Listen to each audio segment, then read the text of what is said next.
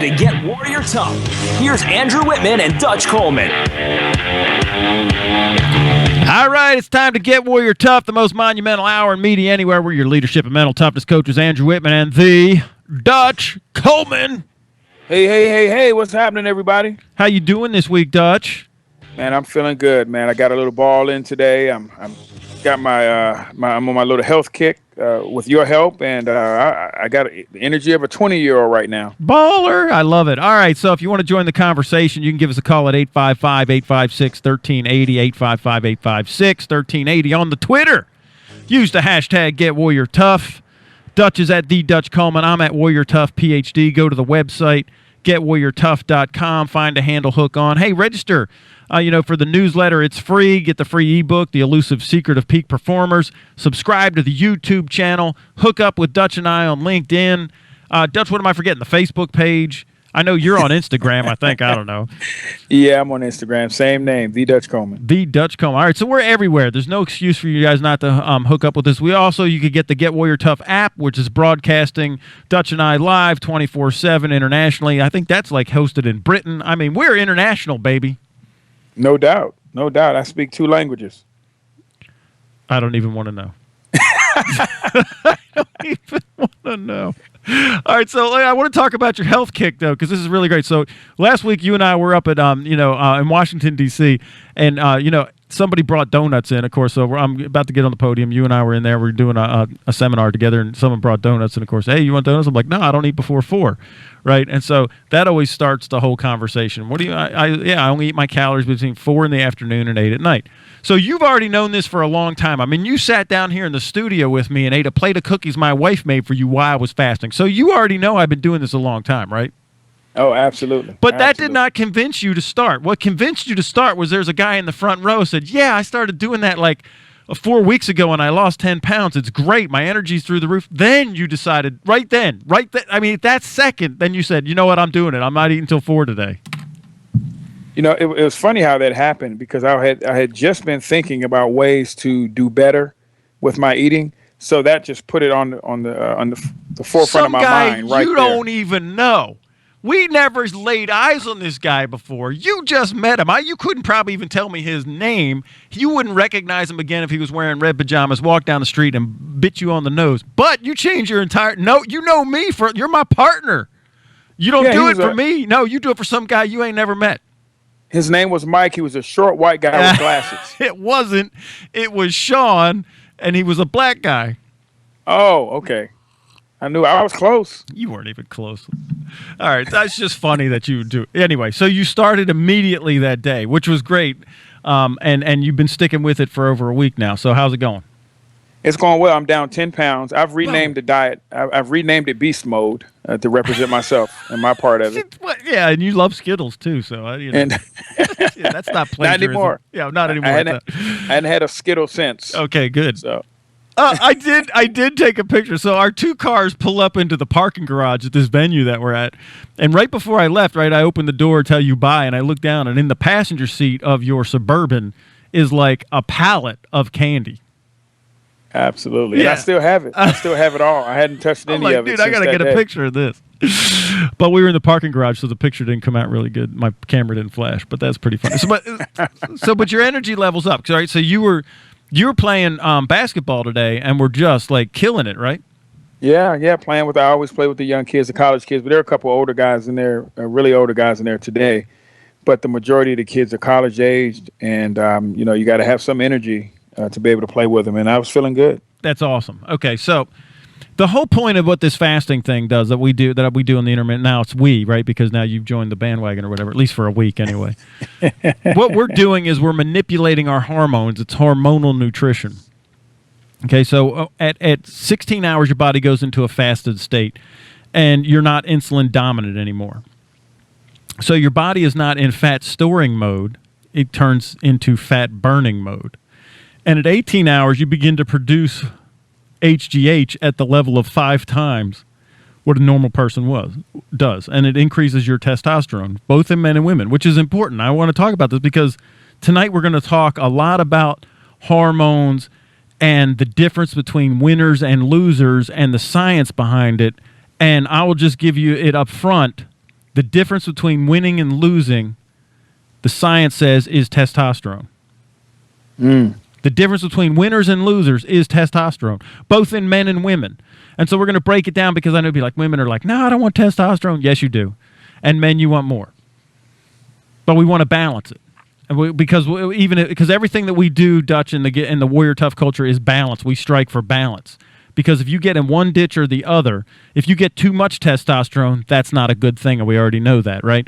But if you don't have enough, that's also not a good thing. But so what we want to do, and because as we get older, I'm an older guy, right? I'm almost 50, and they tell you when you get to 40, your testosterone production slows down.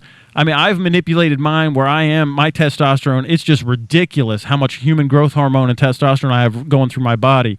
And I do have the energy and the fitness level of like a 25-year-old. And I'm not bragging about it. It's just, it is what it is. When I go take a PT test, for when I, deploy, I'm passing in the bracket of the 25-year-olds. Well, the key is the science is the science. We can't stop that. No. But when you have the knowledge, you can manage it, or you can even control it. You can guide it where you need it to go, where it becomes a benefit for you. So that's why we talk about things like this. We want to make you a better you, help you understand what's going on in all 8 cylinders of your life. So we're not just talking about one area. We've identified 8, and we're going to always teach you things that are going to have an impact on all 8, not just one, because Andrew used a great word, balance. You got to have that balance in your life in order for you to function as an elite warrior. Absolutely. And this is the beauty, Dutch. The first level is awareness. But in the Get Warrior Tough culture and in the Phalanx and in our advanced group, what we call the Praetorian Alliance, we teach you how to manipulate your hormones. Not only just be aware of how the machine works, but then we manipulate it for our betterment instead of our detriment. Okay, and you're already manipulating them, but not for your good right now. All right, so let's talk about this, Dutch, about the difference between winners and first off, since I hit the T word, testosterone, I think, this is how you and I like to do it. We like to start at the base level and define what it is that we're talking about so there's no misunderstanding, and we want to talk in facts, not in truths. Absolutely. Okay, so testosterone is a steroid hormone, not an illegal steroid. It's not like you're shooting up in the gym. It's steroid hormone. It belongs to a class of hormones that are called androgens. And testosterone is produced mostly in the sex organs, right? So the testes of men and ovaries of women. Yes, the ovaries of women do produce testosterone. And small amounts of it are produced in the adrenal glands. Okay, testosterone is best known for its anabolic effects, like building muscle and tissue, helping with protein synthesis, and increasing bone density. Now, go ahead. And so this is good stuff. So I really want people to focus in. I know we have a couple people that they're probably giggling right now, probably some of my friends that are listening. But this is good stuff because it's, as you said, even in females, it's produced that way. And a lot of people don't know that ovaries are producing that. So that's right. Good and info. It's very important because there's this whole thing out there that testosterone is for men and estrogen is for women, and then you're out of balance. Listen, guys, you have to have a certain amount of estrogen as well to balance out your stuff. Gals. Whoa. What do you mean, whoa? Yeah, you got to have estrogen too to balance it out. Otherwise, you're just a raging maniac. Okay? Balance. All right? So, and gals, you need testosterone. And now listen, for both men and women, this is just science, guys, and gals, testosterone plays a key role for both sexes in the development and the maintenance of muscle mass, of strength, energy levels, and bone density. And for women in particular, maintenance of bone density and muscle mass is extremely important because both of these in women deteriorate rapidly with age. Absolutely. And anyone that's listening out there, you've already had this talk with your doctor. They're already explaining to you what's going on in your body. So this is where you need to dial in because we're going to help you be able to manage that better, even beyond what your doctor's telling you. Right, because what the doctors are they'll try to manipulate it with drugs, okay, which is fine. They're trying to help you.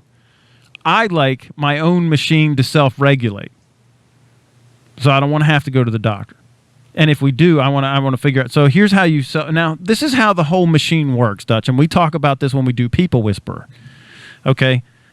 Your brain instantly, electrochemically, will fire off, and when you see a circumstance, you'll see an event, you'll see facts happen in front of you, your perception of those facts become your truth. How you perceive a situation, a circumstance, an event, you immediately form an opinion or a truth about that. That happens in your brain instantly. Okay, the way that the thing the neurons will fire off, and it happens electrochemically instantly. Now, what happens is you have like a 2-minute window. As you create that truth, your brain sends out a signal to your endocrine system, to all your glands, and calls up a hormone that matches what's called the neurotransmitter. So the chemical in your brain that fires off instantly is like a quick electrochemical reaction that involves a neurotransmitter, which is identical to the hormone based on your truth, how you perceive it. Then it's 2 minutes before your body gets flooded with that hormone, so it has a lasting, sustaining effect, and that's what affects your mood. That affects your emotions. And you know, once the hormones dump, Dutch, how long do we have before you can go back to rational thought? 20 minutes. 20 minutes, you're right. 20 minutes is the earliest that it would clean out. So, and I'll explain it like this. This is how you and I explain it when we talk to people in corporate. If you've ever been in a near-wreck car accident, and you stopped, and you know the car, and boom, but nothing happened. Nothing happened. It was just a really close call. And you know that everything is safe now. And then your heart starts pounding, you get the adrenaline dump, the hormone dump, and then you're upset for the next 20 minutes. That's the exact how the machine works, but it works all across the board with hormones. That's just how it works now that you're aware.